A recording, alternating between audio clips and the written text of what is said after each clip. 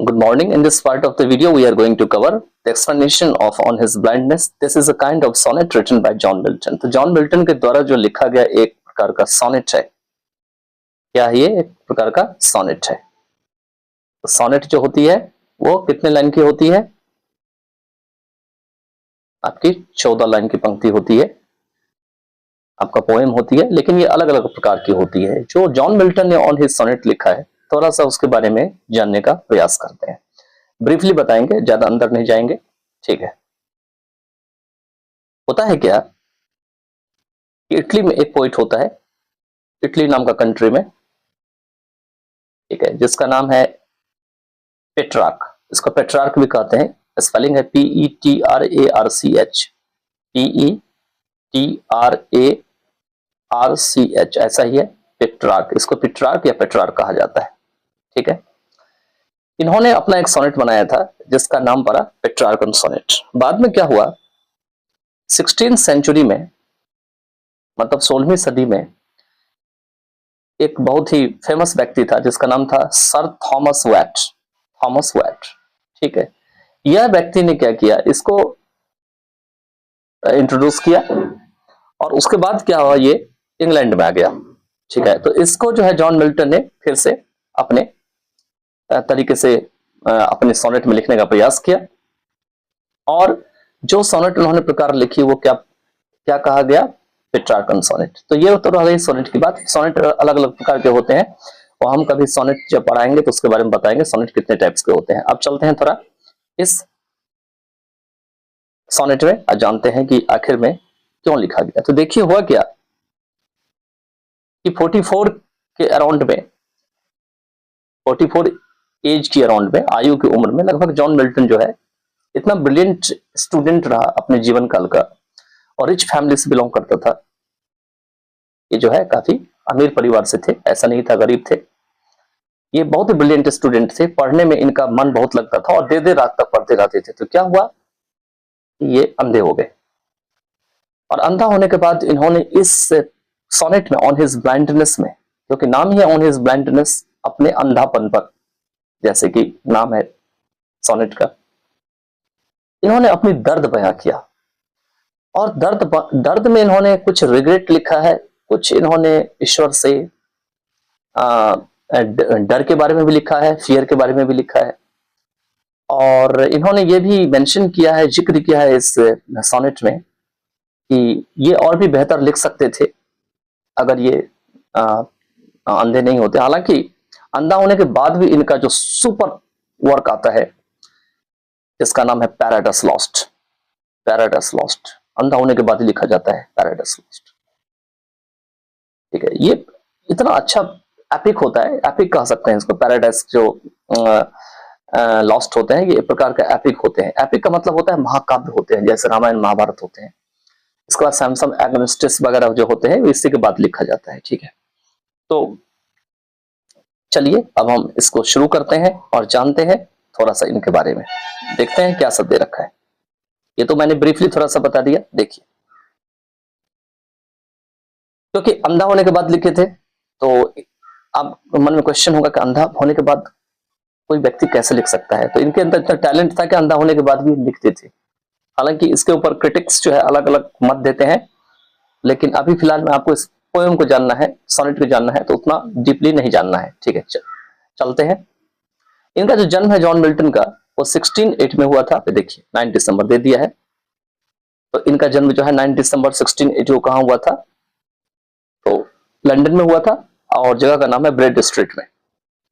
He was a well known Puritan poet of the 17th century. वो अपने जाने माने जो धार्मिक समूह के लोगों का जो ग्रुप होता था या पोइट होता था, उस समय में ये काफी जाने माने जाते थे।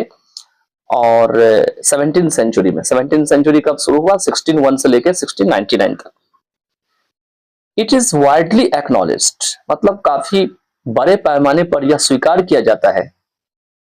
It is widely acknowledged means बड़े पैमाने पर यह स्वीकार किया जाता है that he lost his eyesight, उन्होंने अपनी आंख की रोशनी खो दी थी, but developed his insight to the maximum. लेकिन उनकी जो गहरी समझ थी, उसको इनसाइट कहा गया है, उसको बिल्कुल उच्च स्तर तक उन्होंने विकसित किया था। मतलब भले ही आंख की रोशनी चली गई, लेकिन उनकी जो अंडरस्टैंड करने की जो क्षमता थी, किसी चीज को अंदर जाके अंडरस्टैंड करने की, उनको उन्होंने काफी ऊंचे स्तर तक, मैक्सिमम लेवल तक जो है उसको विकसित किया। ही कंपोज्ड एल एलेग्रो एल पेंसरोसो, इन्होंने एल एलेग्रो की रचना की थी, एल पेंसरोसो की रचना की थी 1632 में, कॉमस की थी 1634 में, एंड लिसिडस की थी 1637 में। ये सब इनके जो है पोएम के नाम लिखे गए हैं। His great epic poems, Paradise Lost 1667 and Paradise Regent, along with the play Samson Agonistes, were his highly thoughtful and everlasting creations. यहाँ पे यहाँ दे रखे हैं कि उनके जो जाने माने हुए जो महाकाव्य हैं, जैसे कि पैराडाइस लॉस्ट है जिसे 1667 में लिखा गया था, एंड पैराडाइस रिगेंट है, और साथ में एक ड्रामा या नाटक भी लिखा गया था जिसका नाम है Samson Agonistes. Were his highly thoughtful, ऐसा माना जाता है कि उन्होंने काफी ज्यादा सोच विचार करके जो है इसको लिखा था। And ever lasting creations, ever lasting यहाँ आर छूट गया है, मिसप्रिंट हो गया इसमें। तो एवर लास्टिंग क्रिएशंस का मतलब होता है जो कभी ना खत्म होने वाला निर्माण हो। He was non for his grand style, वह शानदार स्टाइल के या शैली के रूप में जाने जाते हैं या उसके लिए जाने जाते हैं। चलिए इसमें लिख भी दिया है, यहां नीचे देखिए, इसमें लिखा है कि on his blindness is a Petrarchan sonnet. मैंने बता दिया था शुरू में ही कि ब्लाइंडनेस जो है, ऑन हिज ब्लाइंडनेस लिखा है उन्होंने, ये पेट्रार्कन सोनेट है, ये सब बात मैंने शुरू में बता दिया। The opening 8 lines are called octave, मतलब शुरुआत की जो 8 पंक्तियां हैं पोएम की वो क्या है, ऑक्टेव। ऑक्टेव का मतलब है कि ऐसे ऐसे ये चलता है 3 4 5 6 7 8, उसके बाद फिर स्टैंजा बनता है और फिर नीचे से चलता है। ठीक है, तो ये इसमें जो है हालांकि प्रॉब्लम्स 8 लाइन्स में इन्होंने बयां किया है, और उसके जो 6 लाइन्स लास्ट में है जिसको सेस्टेट कहा जाता है, इसमें इन्होंने इसका सॉल्यूशन बताया है। ठीक है, Whereas the concluding 6 lines, जबकि खत्म होने वाली जो 6 लाइन है, कंक्लूड मतलब खत्म होने वाली, जिसे कि सेस्टेट कहा जाता है। सेस्टेट मतलब इसमें 6 लाइन्स होते हैं, 3 4 5 6। ठीक है, नेक्स्ट दे रखे हैं, this sonnet deals with his mental condition. यह जो सोनेट है उनकी जो मानसिक अवस्था है उनके बारे में बताती है, क्योंकि इस सोनेट में उन्होंने अपने दर्द को लिखा था। When he was deprived of his eyesight, जब वो आंख की रोशनी से वंचित हो गए थे। हम लोगों के साथ भी ऐसे लाइफ में होता है, जब हम लोगों के साथ बहुत बुरा हो जाता है तो हम इस तरह से ही अपनी जो है थिंकिंग करने लगते हैं कि ऐसा शायद मेरे साथ हुआ होगा या होने वाला है। तो ये तो था इनके बारे में। अब इसमें कुछ क्वेश्चंस दे रखे हैं, अगर ये तो खुद ही आपको करना है, लिखना नहीं है। जैसे कि how is a visually challenged person socially recognised. अगर किसी आदमी की आंख की रोशनी चली जाती है तो ऐसे आदमी को समाज कैसी किस नजर से देखता है, कैसे उसको समाज पहचानती है। ठीक है, दूसरा सेकंड है, discuss the modes and manners of a man who is unable to see the world. ऐसे आदमी जो इस संसार को नहीं देख सकता है या उसका जो जीने का ढंग होता है, इसके बारे में जो है आपको चर्चा करना है। और लास्ट है थर्ड में, point out the feelings and emotions of a man who has lost his her eyesight. ऐसे व्यक्ति जिसने अपनी आंख की रोशनी खो दी है, उनके अंदर की जो इमोशंस है या फीलिंग्स है उसके ऊपर थोड़ा चर्चा करना है। तो चलिए आप सोनेट की ओर चलते हैं। देखिए, जैसे कि हमने बताया था कि शुरुआत में इन्होंने क्या कर रखा है, ऑक्टेव का प्रयोग कर रखा है। देखिए, 1 लाइन यहां है, 1 2 3 4 5 6 7 8, मतलब टोटल जो है इसमें 8 लाइन है, 1 2, तो ये क्या बन गया, ऑक्टेव बन गया टोटल मिलकर के 4 5 6 7 8। ठीक है, ऐसे करके जो भी है यहां से ऐसे करके मिला लीजिएगा तो ऑक्टेव बन गया। अब चलते हैं, देखते हैं। अब यहाँ पे मिल्टन शुरू करते हैं अपने दर्द को लिखना और बताते हैं किस तरीके से जो है उनके साथ अच्छा नहीं हुआ लाइफ में जब उनकी आंख की रोशनी चली गई। तो सबसे पहले लिखते हैं, When I consider how my light is spent, जब मैं इसके बारे में सोचता हूं कि मेरी आंख की रोशनी कैसे चली गई। एर हाफ माई डेज, मतलब मेरे आधी जिंदगी जीने से पहले ही, एर मतलब पहले, हाफ माई डेज का मतलब मेरी आधी जिंदगी, मेरी आधी दिन। In this dark world and white, क्योंकि आंख की रोशनी चली गई तो यह दुनिया हमारे लिए अंधेरी हो गई है और यह दुनिया मेरे लिए बहुत बड़ी सी लगती है। ऐसा लगता है जैसे अब यह दुनिया इतनी छोटी नहीं है। And that one talent which is death to hide, और मेरे पास जो टैलेंट थे लिखने की, हालांकि इस टैलेंट का यूज जो है बिब्लिकल में मैथ्यू के द्वारा लिया गया है, जो लाइन से कुछ दिया गया है, जहां पर मैं 3 व्यक्ति के अंदर टैलेंट को उसके मास्टर देखे गया था। लेकिन उस चीज की चर्चा हम ब्रॉडली यहाँ नहीं करेंगे, बिकॉज उतना ज्यादा आपको यहाँ नहीं सीखना है। लेकिन ऐसा माना जाता है कि उस टैलेंट को भी यहाँ से कनेक्ट किया जाता है, ठीक है। तो यहाँ पर मैं एंड दैट वन टैलेंट, और वह जो एकमात्र मेरे अंदर जो टैलेंट था, जो मेरे अंदर जो प्रतिभा थी, which is death to hide, जिसे छिपाना मृत्यु के समान है। लॉस्ट विथ मी यूजलेस, वह मेरे अंदर तो है, क्योंकि आंख की रोशनी भले ही चली गई है लेकिन टैलेंट तो नहीं गई है अभी, तो मेरे अंदर है, लेकिन वो टैलेंट यूजलेस है, बेकार है, उसका कोई काम नहीं है। Though my soul more bent to serve therewith my maker, भले ही अभी भी मेरी जो आत्मा है वो मेरे जो मेकर है, मेकर का मतलब यहाँ पे गॉड हो गया, ईश्वर हो गया, उसको सर्व करने के लिए लीन है, झुकी हुई है। बेंट मतलब लीन होना। And present my true account, और मैंने जो भी जिंदगी में किया उसको दिखाने के लिए, उसको वहां देने के लिए, ईश्वर के सामने रखने के लिए, प्रेजेंट मतलब रखने के लिए, देने के लिए। लेस्ट ही रिटर्निंग चाइल्ड, मतलब मैं इसलिए देना चाहता हूं कि कहीं ऐसा ना हो कि वो हमको डांट लगाए बदले में, रिटर्निंग मतलब बदले में हमको डांटे फटकारे। Doth God exact jail labour light tonight, कहते हैं यहां पर मैं बहुत शॉर्ट में और बहुत ही मीनिंग को एकत्र करके लिखा गया है कि क्या ईश्वर को ऐसे लोगों से भी मेहनत करवाना उचित लगता है उनसे, जिस व्यक्ति की आंख की रोशनी चली गई है, ठीक है। आई फॉन्डली आस्क, यहाँ फॉन्डली का मतलब प्यार से भी वैसे होते हैं, लेकिन यहाँ पे फॉन्डली का मतलब मूर्खतावश भी हो सकता है। तो मैं फॉन्डली पूछता हूं, मतलब ये बात पूछता हूं, क्या पूछता हूं कि क्या ईश्वर को उन लोगों से भी लेबर करने की करना उचित लगता है, सही लगता है, जिसकी आंख की रोशनी चली गई है। बट पेशेंस टू प्रिवेंट, लेकिन मेरे अंदर की जो धैर्य है वो मुझे रोकती है।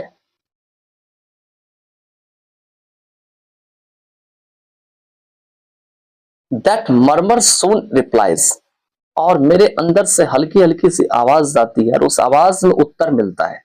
मेरा मन कहता है, मन ही मन में बोलता हूं और मेरे मन के अंदर में यह उत्तर निकल के आता है, God doth not need either man's work or his own gifts, कि ईश्वर को ना ही तो किसी व्यक्ति की काम की जरूरत है और ना ही उसकी गिफ्ट की जरूरत है, उपहार की जरूरत है। Who best bear his mild yoke, they serve him best, ऐसा व्यक्ति भी जिसके गर्दन के ऊपर काफी बोझा लगा हुआ है, काफी बोझा पड़ा हुआ है, मतलब जैसे कि बैल के ऊपर, योक का मतलब होता है बैल के ऊपर जो आप लकड़ी डाल देते हैं हल चलाते समय, और उस बैल को बोलते हैं आप चलिए, और उसको चलवाते हैं आप। तो कहते हैं अगर ऐसी परिस्थिति भी मनुष्य के साथ हो तो ऐसा मनुष्य भी ईश्वर को बहुत बेहतर तरीके से सेवा देते हैं। His state is kingly, उसका जो साम्राज्य है, उसकी जो दुनिया है, राज्य है, वो बहुत ही बड़ा है, kingly. Thousands at his bidding speed, मतलब उनकी आदेश पर में हजारों की संख्या में जो है लोग चलते हैं। स्पीड उनके मतलब चल पड़ते हैं, जैसे वो आदेश देते हैं कि हजारों लोग तैयार हो जाते हैं उनकी सेवा के लिए। And post over land and ocean without rest, और ये जो है जमीन से और महासागर के ऊपर से जो है ये चलते रहते हैं और इस तरह से ये सेवा पूरा करते हैं। They also serve who only stand and wait, और ऐसे भी लोग हैं जो केवल प्रतीक्षा करते हैं, जो केवल खड़े रहते हैं, वो भी ईश्वर की सेवा करते हैं। तो आपने देखा होगा कि पिछली वाली जो 8 पंक्ति थी जिसको हमने ऑक्टेव कहा था, उसमें प्रॉब्लम था, लेकिन जैसे यहां मरमर से शुरू होता है तो यहाँ पे सॉल्यूशंस दे रखा है, इसका समाधान दे रखा है। तो जो सेस्टेट है, सेस्टेट मतलब 6 पंक्ति का लास्ट में जो सोनेट है, ये 1 2 3 4 5 6 देख रहे हैं, 6 जो यहाँ पे लाइंस है, इसमें केवल सोनेट में आपको सॉल्यूशंस दे रखा है। और इन्होंने बताया है कि भले ही हमारी आंख की रोशनी चली गई, इनके इसके मन में बहुत असमंजस रहता है, क्या मैं अब पहले जैसा कर सकता हूँ, क्योंकि ये बहुत ही ज्यादा रिलीजियस पोइट थे। इनके मन में गॉड के प्रति बहुत ज्यादा हाई क्वालिटी का थॉट्स रहता था, और गॉड के प्रति यही कारण है कि इन्होंने लिखा बहुत बड़ा सा एपिक पोएम जिसका नाम है पैराडाइस लॉस्ट। फिर इन्होंने दोबारा उसका भी रिजल्ट भी लिखा, रिस्पॉन्स भी लिखा, जिसका नाम था पैराडाइस रिगेंट। ठीक है, तो इसी कारण से इन्होंने जो है पहले जो 8 लाइन है उसमें ये गॉड से जो है ऐसा मालूम पड़ता है कि गॉड ने तो छीन लिया इनकी आंख की रोशनी, लेकिन शायद अब वो बात नहीं हो पाएगी उनके अंदर में जो बात गॉड डिमांड कर रहे थे उनसे। लेकिन जो लास्ट में देखा होगा कि जो हमारे पास जो ऑक्टेव थे, ऑक्टेव के लास्ट 2 लाइन में उन्होंने कहा है कि क्या ईश्वर को वाकई में उन लोगों से भी मेहनत कराना अच्छा लगता है जिनकी आंख की रोशनी चली जाती है। तो बाद में मतलब ये पूछना चाहते हैं, लेकिन क्या होता है, इनके मन से जो है पेशेंस जो है इनको रोक देता है, और अचानक से बुदबुदाने लगते हैं और तुरंत ही रिप्लाई करते हैं कि नहीं, ऐसा नहीं हो सकता है। गॉड को ना तो किसी आदमी की जरूरत है, ना किसी की गिफ्ट की जरूरत है। ऐसे आदमी जिसके सर पे बहुत बोझा है, जो काफी ज्यादा असमर्थ है ईश्वर को सही से पूजा पाठ करने में या उसका प्रेयर करने में, ऐसे लोग भी उनको जो है काफी ज्यादा बेहतर तरीके से सेवा देते हैं। उनका साम्राज्य तो बहुत बड़ा है, उनका एक आदेश पर में लोग हजारों की संख्या में जो है समुद्र से होते हुए या लैंड से होते हुए जो है चल पड़ते हैं और चलते हैं। और ऐसे भी लोग हैं जो केवल खड़े रहते हैं, केवल वेट करते हैं ईश्वर की, वो भी जो है ईश्वर की बेस्ट से बेस्ट तरीके से सेवा देते हैं। तो यही था इस सोनेट में। And I don't want to explain this poem deeply because this is for the purpose of an examination, so that the children can indulge in the examinations format, and she can prepare for this upcoming examinations soon. And if you want to go delve deep in this poem, then in future I would try to just explain it to the bottom level, so that you may have some experience of the background of the poet and his labor for writing the poetry's drama, and how much was he addicted to that, because he had been a brilliant student of his life, and this is why he had a lot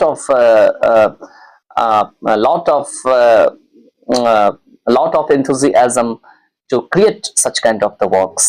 So maybe it is possible that I can again explain the same poem when I will get chance in future.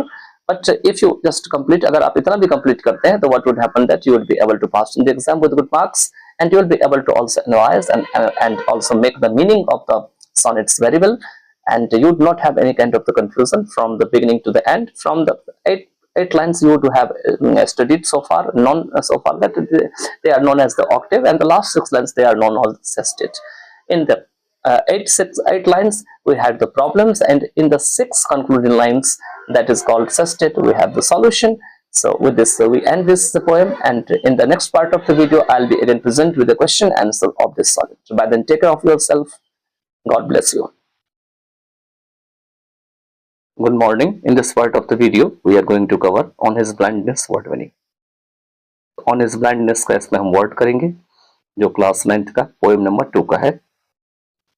चलिए शुरू करते हैं। सबसे पहला जो word है आपके screen पे वो है CONSIDER, कंसिडर। कंसिडर मीन्स ये एक प्रकार का वर्ब है, मीन्स थिंक करना, सोचना। इसके बाद है ERER, एर मीन्स बिफोर, मीन्स पहले। इसके बाद नेक्स्ट है TALENT, टैलेंट, नाउन है ये। It means a natural ability to be good at something, किसी चीज में अच्छा होने के लिए प्राकृतिक योग्यता होना, उसको टैलेंट कहा जाता है। नेक्स्ट है पुरिटन, PURITN, ये एक आपका नाउन है। A member of an English religious group in the 16th and 17th century, मतलब 16वीं और 17वीं सदी में अंग्रेजी धार्मिक जो ग्रुप के सदस्य हैं उसको पुरिटन कहा जाता है। नेक्स्ट है आपका हाइड, HID, ये एक वर्ब है, it means conceal, conceal means छुपाना। नेक्स्ट है LODGED, लॉस्ट, एक वर्ब है, इट मीन्स लिव्ड, रिजाइडेड, मतलब कहीं पे रहना या रहा था, क्योंकि ईडी लगा हुआ है तो पास्ट फॉर्म हो गया। नेक्स्ट है BENT, बेंट, एक वर्ब है, past form of bent, to cause, to curve, मतलब झुकाने का कारण होना या झुका होना, ये बेंड का पास्ट फॉर्म है। जो BENT बेंड होता है उसका मतलब होता है झुकना, तो इसका जो सेकंड फॉर्म होता है वो सेकंड फॉर्म में ये टी हट जाता है, मतलब डी हट जाता है और इसमें आपका टी जो है वो अटैच हो जाता है, तो इसी को बेंट कहा जाता है। नेक्स्ट वर्ड है LEST, लिस्ट, ये एक एडजेक्टिव है, it means the superlative form of little. Little का पता है आपको डिग्री 3 होते हैं, पॉजिटिव, कंपैरेटिव और सुपरलेटिव। तो लिटिल का जो सुपरलेटिव डिग्री होते हैं वो क्या होते हैं, लिस्ट होते हैं। इसके बाद नेक्स्ट होते हैं CHID, चाइल्ड, एक वर्ब है, मीन्स क्रिया है। तो SCOLD, स्कोल्ड, तो चाइल्ड का मीनिंग होता है स्कोल्ड, स्कोल्ड मतलब डांटना। नेक्स्ट है डिनाइट, DENIET, एक वर्ब है, इट मीन्स रिफ्यूज्ड, रिफ्यूज मतलब मना किया हुआ। नेक्स्ट है फॉन्डली, FONDLY, ये एक आपका एडवर्ब है, it means in A loving way, foolishly, मतलब मूर्खता से या बहुत प्रेम पूर्वक रूप से, इसको फॉन्डली कहा जाता है। ये एक आपका एक एडवर्ब है, एडवर्ब मीन्स क्रिया विशेषण। नेक्स्ट है PATIENC, पेशेंस, ये एक नाउन है, संज्ञा है, it means the ability to wait और continue doing something despite difficulties, कठिनाइयों के बावजूद भी कुछ करने के इंतजार करने की योग्यता होना या उसको करते रहना, इसी को धैर्य भी कहा जाता है शॉर्ट में। नेक्स्ट है प्रिवेंट, PREVENT, ये एक वर्ब है, it means to stop doing something, it means किसी चीज को करने के लिए रुक जाना। नेक्स्ट है मर्मर, MUR, ये एक वर्ब है, मीन्स टू स्पीक और से वेरी क्विकली, कहने का अर्थ है कि बोलना या बहुत तेजी से जो है आपका बात करना या धीरे आवाज में भी बात करना, जो है मर्मर होता है, इसको बुदबुदाना कहा जाता है हिंदी में, मतलब बुदबुदा के बात करते हैं बहुत आराम से, तो उसी को मर्मर कहा जाता है। नेक्स्ट वर्ड है GIFTS, गिफ्ट्स, एक नाउन संज्ञा है, it means something which are given as present, कोई ऐसा चीज जो उपहार के रूप में दिया जाता है उसको गिफ्ट कहा जाता है। नेक्स्ट है योक, YOKE, एक नाउन है, इट मीन्स ए वुडन बार, एक लकड़ी की बनी हुई छड़ होती है, which is fastened over the neck of two animals, जो कि दो जानवरों के गर्दन के ऊपर में जो है डाल के बांध दी जाती है, जैसे कि हल वगैरह चलाते हैं तो यही होता है, दो बैल के गर्दन के ऊपर वो लकड़ी का वो रख दिया जाता है और उसको बांध दिया जाता है। नेक्स्ट है डथ, DOTH, ये डथ क्या है, डथ को पहले डज कहा जाता था, DOES, डज मतलब करना। नेक्स्ट है बिडिंग्स, BIDDINGS, बिडिंग्स, ये एक नाउन है, it means order, order means आदेश। इसके बाद नेक्स्ट वर्ड है ओशन, OCEAN, ये एक नाउन है, संज्ञा है, इट मीन्स सी, सी समुद्र दे रखा है, लेकिन सी की जगह पर भी हम ओशन को यूज नहीं कर सकते, बिकॉज सी अलग होता है और ओशन अलग होते हैं। सी जो होते हैं वो सागर होते हैं, ठीक है, समुद्र जिसे कहा जाता है, और ओशन जो होते हैं वो महासागर होते हैं, ठीक है, महासागर होते हैं। तो चलिए आगे चलते हैं। नेक्स्ट है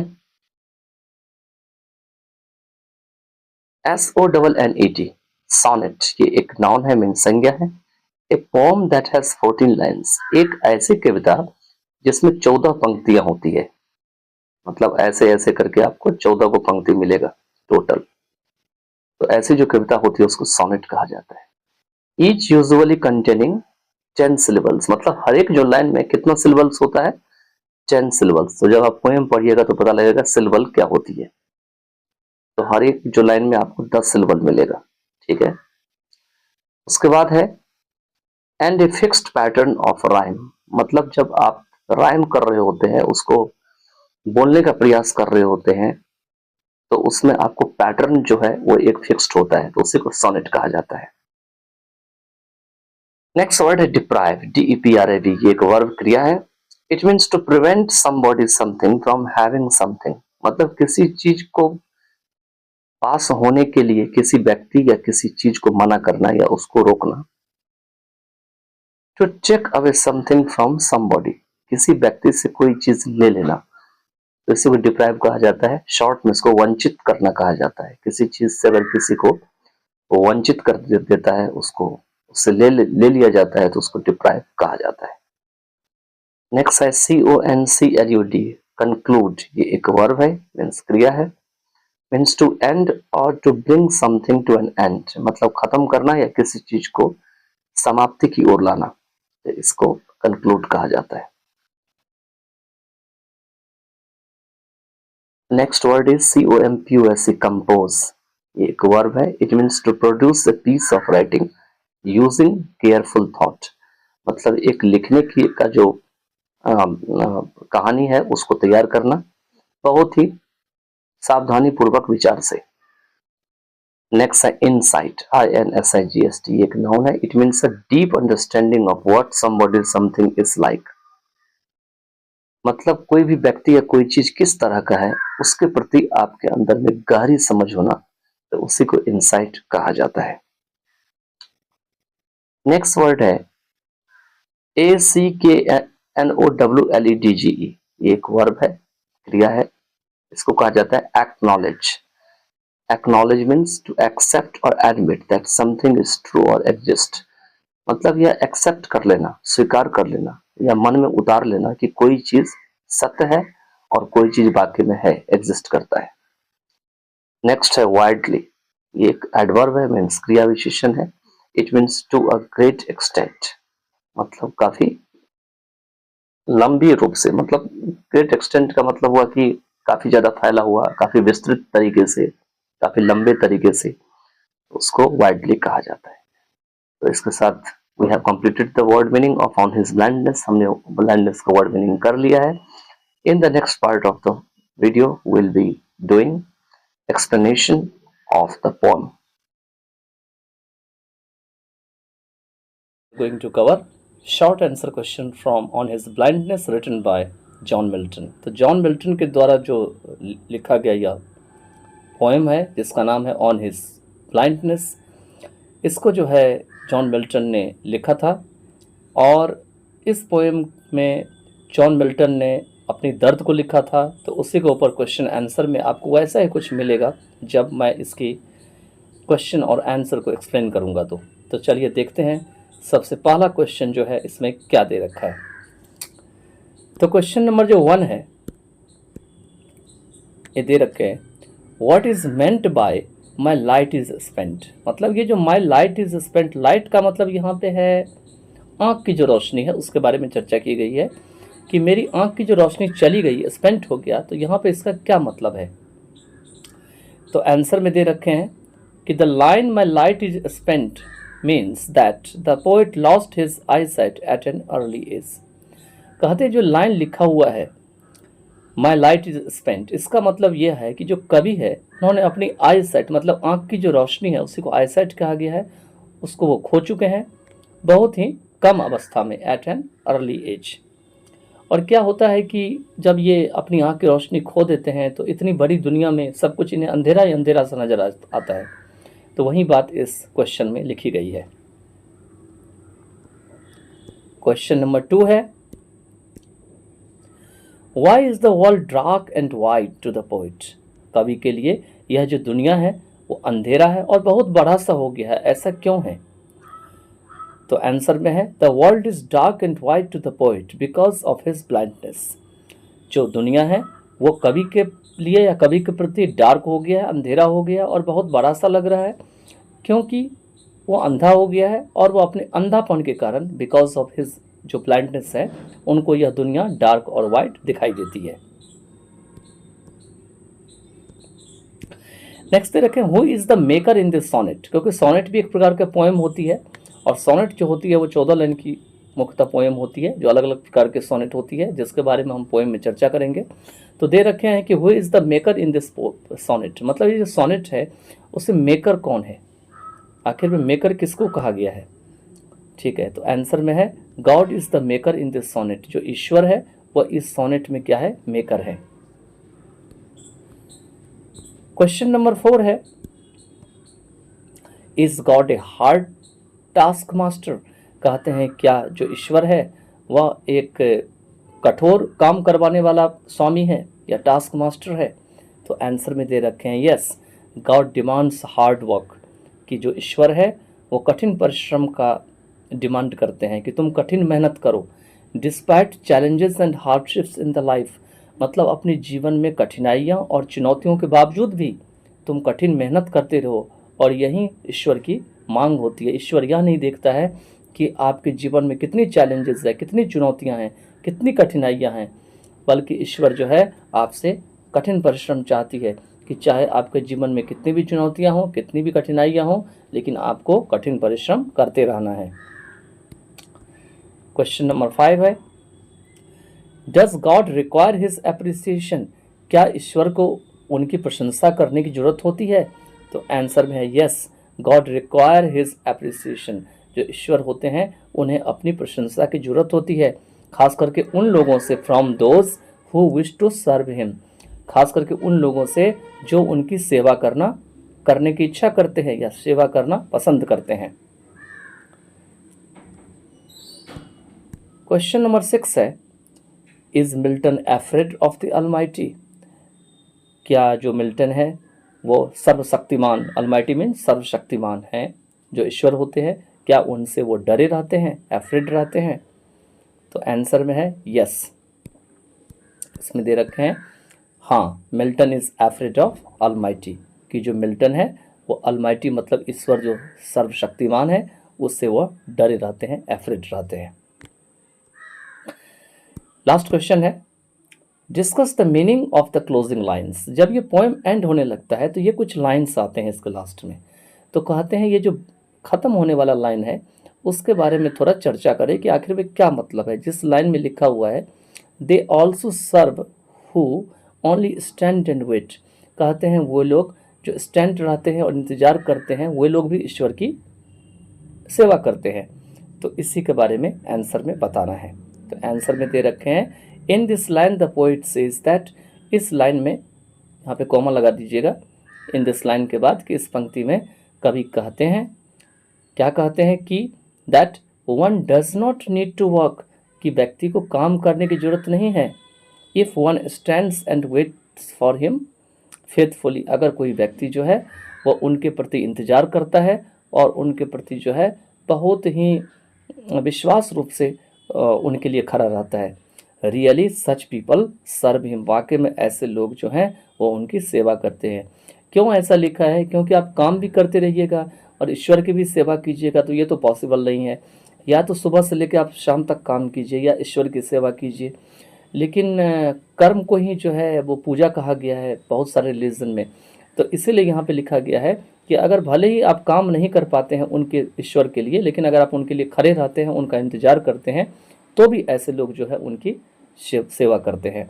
ठीक है, तो चलिए ये भी आपका जो पोएम है वो एंटीथेसिस है। क्यों है एंटीथेसिस, क्योंकि एक तरफ तो ईश्वर चाहते हैं कि काम ना करे और फिर भी वो उसकी इंतज़ार करे और उसका वेट करे तो भी उनकी सेवा करे, और दूसरी ओर एक क्वेश्चन हमने इसके ऊपर कराया था जिसमें लिखा हुआ था कि ईश्वर जो है चाहते हैं कि कठिन परिश्रम और कठिनाई के बावजूद भी आप जो है संघर्ष करें, आप जो है कठिन मेहनत करें। तो इसीलिए दोनों क्या है, पैराडॉक्सिकल मीनिंग दे रहा है।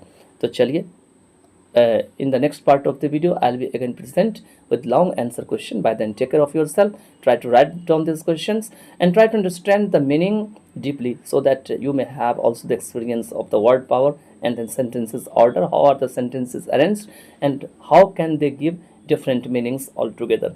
तो चलिए आगे चलते हैं। गुड मॉर्निंग, अब हम लॉन्ग आंसर क्वेश्चन करने जा रहे हैं in this part of the video, और इसमें हम केवल 5 क्वेश्चन को करेंगे। टोटल इसमें 10 क्वेश्चंस हैं जिसमें से कि हम 5 को करेंगे और नेक्स्ट पार्ट ऑफ वीडियो में हम बचे हुए 5 को करेंगे। तो let's see on his blindness written by John Milton जो है क्वेश्चन आंसर किस तरह से दे रखे हैं, इसका हम हिंदी मीनिंग जो है बताने का प्रयास कर रहे हैं एक लाइन। और देखिए कि किस तरीके से हमने इस क्वेश्चन आंसर को बड़ी मेहनत से बनाया है। तो आप लोग जितना ज्यादा हो सके इसको अधिक से अधिक बार, जितना बार देखिएगा उतना बार आपको जो है जानकारी होगा इस पोएम के बारे में, सोनेट के बारे में और पोइट के बारे में। तो चलिए चलते हैं।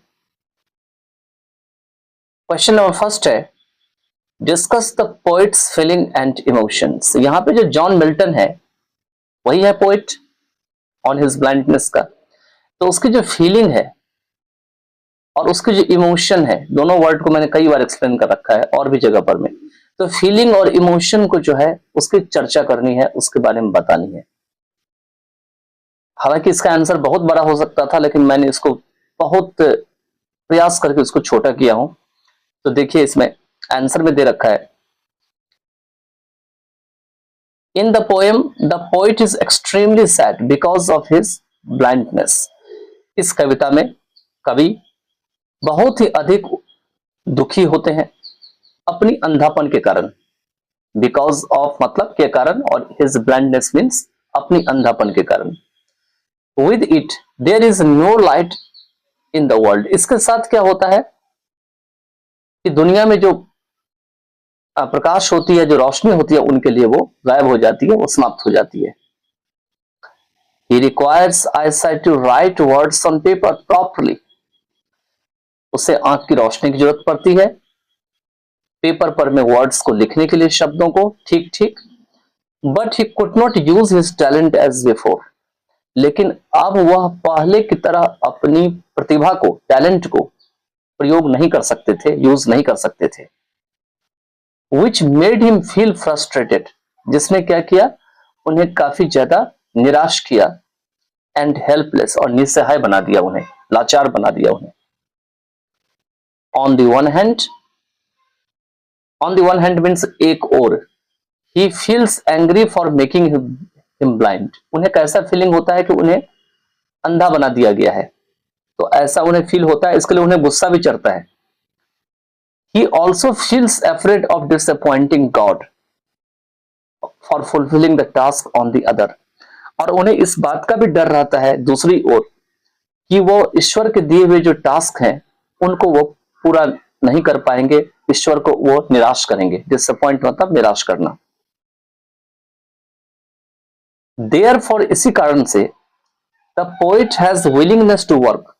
पोइट की इच्छा रहती है काम करने की, बट ही फील्स डिप्रेस्ड। लेकिन वह डिप्रेस्ड, परेशान महसूस करते हैं एट द चैलेंजेस अहेड। खास करके उन सब चुनौतियों के बारे में, या उन सब चुनौतियों के ऊपर जो आगे आने वाली है। तो ये था आपका क्वेश्चन का हिंदी और आंसर का भी हिंदी। क्वेश्चन नंबर 2 देखते हैं। क्वेश्चन नंबर 2 है, why is the poet sad. कवि दुखी क्यों होते हैं। What has happened to him, उनके साथ क्या हुआ है, क्यों दुखी हैं। प्रेजेंट टेंस में लिखा हुआ है, एक प्रेजेंट सिंपल है, एक प्रेजेंट परफेक्ट है। तो इसी तरीके से इसका आंसर भी लिखना है। मैंने बताया था कि क्वेश्चन अगर प्रेजेंट में हो तो आंसर भी प्रेजेंट में ही कोशिश करिए लिखने का। तो चलिए आंसर दे रखा है, द पोइट इज सैड। कवि दुखी होते हैं because he has lost his eyesight, क्योंकि वह अपनी आंख की रोशनी खो चुके हैं। आफ्टर दैट, उसके बाद, his talent of writing poetry is challenging. उनका जो कविता लिखने की जो टैलेंट है, जो उनके अंदर में गुण है, वो क्या है, चुनौती पूर्वक है, चैलेंजिंग है। He feels disappointed for not serving his maker anymore.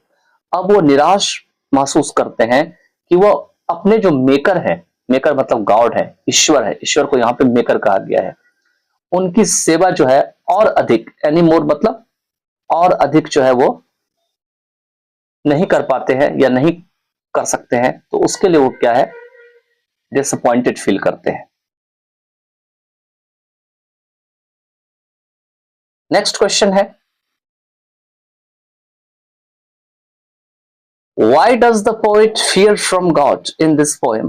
इस कविता में कवि अपने ईश्वर से क्यों डरते हैं? तो आंसर में है the poet shows great reverence towards God. Poet जो कवि होते हैं वो अपने ईश्वर के प्रति काफी अधिक आदर या श्रद्धा को दिखाते हैं। रेवरेंस मतलब श्रद्धा। श्रद्धा उन्हीं व्यक्ति को होता है जिनके अंदर में किसी काम को करने की काफी ज्यादा चाहत होती है, तो उस व्यक्ति के प्रति उनकी श्रद्धा होती है। और श्रद्धा हर व्यक्ति के साथ नहीं हो सकता, हर व्यक्ति के प्रति नहीं हो सकता। आगे दे रखे हैं अकॉर्डिंग टू हिम, उनके अनुसार से। उनके कौन है यहाँ पे? कवि के अनुसार से। Those who work hard throughout the life are rewarded by God. वे सभी लोग जो पूरी जीवन भर कठिन मेहनत करते हैं, उन सभी लोगों को ईश्वर के द्वारा पुरस्कृत किया जाता है।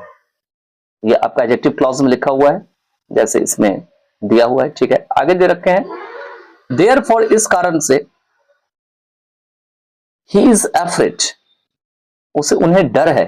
किसको डर है? पोएट को डर है। क्या डर है? That God will be dissatisfied with him, कि ईश्वर जो है उनसे असंतुष्ट हो जाएंगे। नेक्स्ट क्वेश्चन देखते हैं।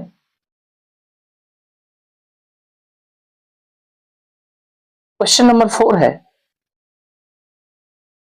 Which do you think is superior? आपको कौन सा जो है बेहतर लगता है, इनसाइट और आईसाइट? इनसाइट होता है अपने मन के अंदर से किसी चीज को गहरे तरीके से समझना। आपके अंदर डीप अंडरस्टैंडिंग होना चाहिए किसी चीज को पकड़ने का, तो उसको इनसाइट कहा जाता है। और आईसाइट, आईसाइट मीन्स आंख की रोशनी। तो इसमें से कौन बेहतर है, यह आपको बताना है आंसर में। तो आंसर में यहां पे दे रखे हैं, आंसर में यहां पे दे रखे हैं कि while comparing insight and eyesight, insight is superior। कि insight और eyesight को तुलना करते समय insight जो है ज्यादा बेहतर होते हैं जब आप उसकी तुलना कर रहे होते हैं। Although eyesight is important, यद्यपि आंख की रोशनी इंपॉर्टेंट है, महत्वपूर्ण है। Insight is more powerful, फिर भी जो डीप अंडरस्टैंडिंग है या इनसाइट है वो उससे ज्यादा ताकतवर होता है।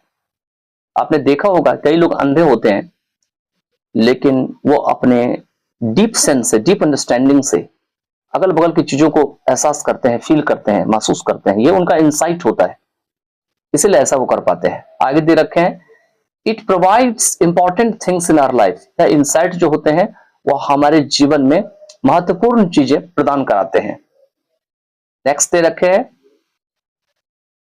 विदाउट इनसाइट, बिना इनसाइट के eyesight is not completely helpful for happiness. जो आईसाइट होती है वो पूरी तरीके से खुशी के लिए, हैप्पीनेस, सफलता के लिए, सक्सेस, पूरी तरीके से मददगार साबित नहीं होती है। कहां पर में? तो अपनी जीवन में, इन लाइफ। ठीक है, question number 5, how does the poet get consolation? जो कवि होती है उसको मन की संतुष्टि कैसे मिलती है, उसके मन को कैसे संतोष मिलता है? तो आंसर दे रखे हैं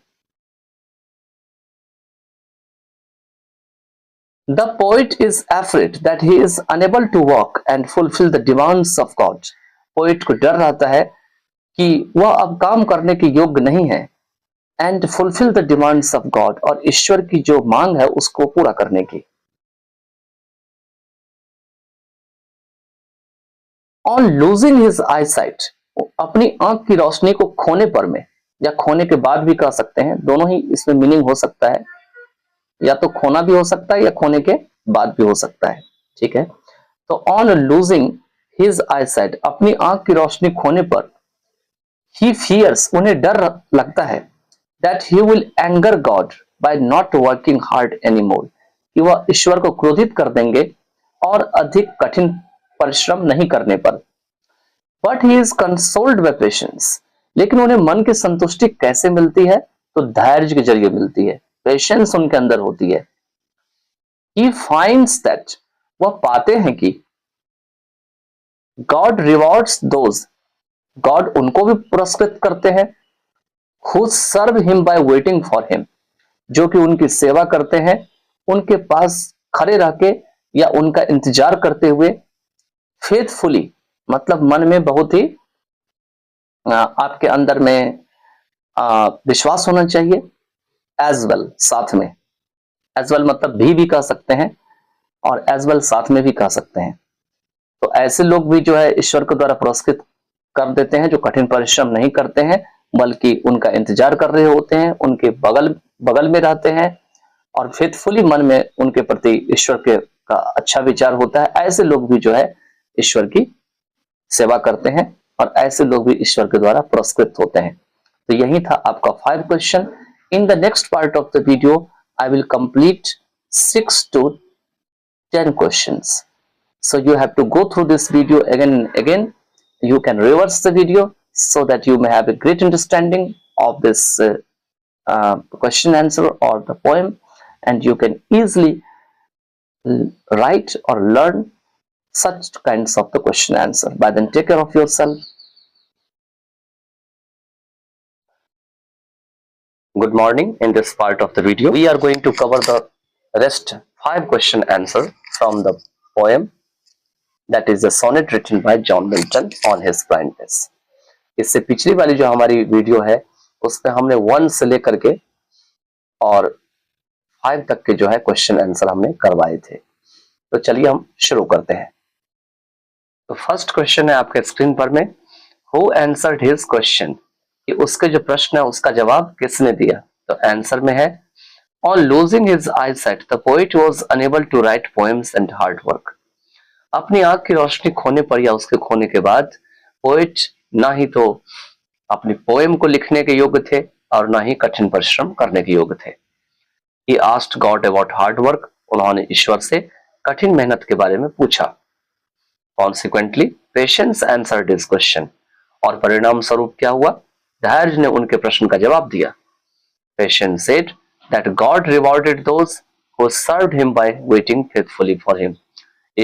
पेशेंस जो है उन्होंने कहा कि ईश्वर उन सबको भी पुरस्कृत किए हैं जो केवल उनकी प्रतीक्षा करके उनकी सेवा की है और फेथफुल रहे हैं। नेक्स्ट क्वेश्चन है question number 7, is God absolutely merciful, is he a king of Kings, क्या ईश्वर वाकई में दयावान है, क्या वह राजाओं के राजा है। तो आंसर में है, yes, God is absolutely powerful and merciful, ईश्वर वाकई में ताकतवर भी है और दयावान भी है। He is king of kings, वह राजाओं के राजा है। God shows mercy on those, ईश्वर उन सबके ऊपर दया दिखाते हैं, हु आर डिवोटेड, जो कि डिवोटेड है, उनके प्रति लगन है उनका, एंड फेथफुल टू हिम, और ईश्वर के प्रति उनका विश्वास है।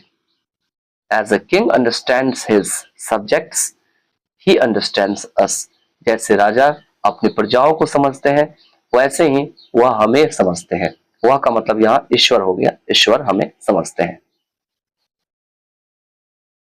नेक्स्ट क्वेश्चन है question number 8, will God forgive the poet, क्या ईश्वर पोएट को क्षमा कर देंगे। आंसर है उत्तर में, yes, God will forgive the poet, ईश्वर कवि को क्षमा कर देंगे। If the poet waits for God faithfully, अगर पोएट विश्वास के साथ ईश्वर की प्रतीक्षा करते हैं, God will forgive the poet despite not working any more due to blindness, तो गॉड पोएट को क्षमा कर देंगे कुछ काम नहीं करने के बाद भी, अपनी अंधापन होने के कारण, क्योंकि पोएट अंधा हो गए थे तो और अधिक काम नहीं कर पा रहे थे, तो उसके बावजूद भी गॉड पोएट को क्षमा कर देंगे। Only poets devotion and duty can please God, केवल कवि की भक्ति और उनकी जो कर्तव्य है वो ईश्वर को खुश कर सकती है। प्लीज मतलब खुश करना। क्वेश्चन नंबर 9 है, do you think that God needs only humble submission, give arguments, क्या आपको लगता है कि ईश्वर को केवल विनम्र तरीके से बुलाने की या उनको पुकारने की आवश्यकता है। अपना तर्क दे, आर्गुमेंट मतलब तर्क दे, यहाँ पे तर्क जो है मीनिंग हो गया आर्गुमेंट का। तो आंसर दे रखे है yes God is happy with humble submission. हाँ, गॉड को जो है विनम्र तरीके से अगर पुकारते हैं तो वो खुश रहते हैं। ही understand he does not demand hard work from us. वो हमसे कठिन परिश्रम का डिमांड नहीं करते हैं। तो चलिए नेक्स्ट चलते हैं नेक्स्ट क्वेश्चन में। क्वेश्चन नंबर 10 है what lesson do you learn. आप इस कविता से क्या जो है पाठ सीखते हैं, क्या सीखते हैं। तो आंसर है Milton on his blindness teaches true service to God. Milton की जो ऑन हिज ब्लाइंडनेस है वो हमें ईश्वर के प्रति सच्ची सेवा को पाठ पढ़ाते हैं या उनके बारे में सिखाते हैं। और वो कैसे होगा, तो थ्रू हम्बल सबमिशन, एक विनम्र पुकार के जरिए, एंड फेथफुलनेस इन गॉड, और ईश्वर में विश्वास के जरिए। The poet is frustrated and depressed for not working hard anymore. कभी काफी ज्यादा परेशान होते हैं, उदास होते हैं, और इसलिए होते हैं क्योंकि वो और अधिक जो है कठिन परिश्रम नहीं कर पाते हैं। He feels consolation on no demand from God from the disabled। उन्हें तब इस बात का राहत मन में होता है, कंसोलेशन होता है, जब गॉड से अब कोई डिमांड नहीं होता है, क्योंकि गॉड जो है डिसेबल्ड से कोई डिमांड नहीं करते। As the poet has turned blind, क्योंकि कवि जो है वो अंधा हो चुके हैं, he is also disabled, वह अपाहिज भी हो चुके हैं, वह अपंग भी हो चुके हैं, डिसेबल भी हो चुके हैं। The God will justify with him, ईश्वर उनके साथ न्याय करेंगे, अन्याय नहीं करेंगे। तो इसके साथ सारे क्वेश्चन आंसर जो है इस चैप्टर एंड हो गया। In the next part of the video I will be again present with a new poem और the story, its explanation, its word meaning, its question answer, and I will also create master video of every chapter, and I have created the past all the videos, master video and explanation chapter separately, so you can also watch them if you have time. So by then take care of yourself. I'll be again present with a new chapter.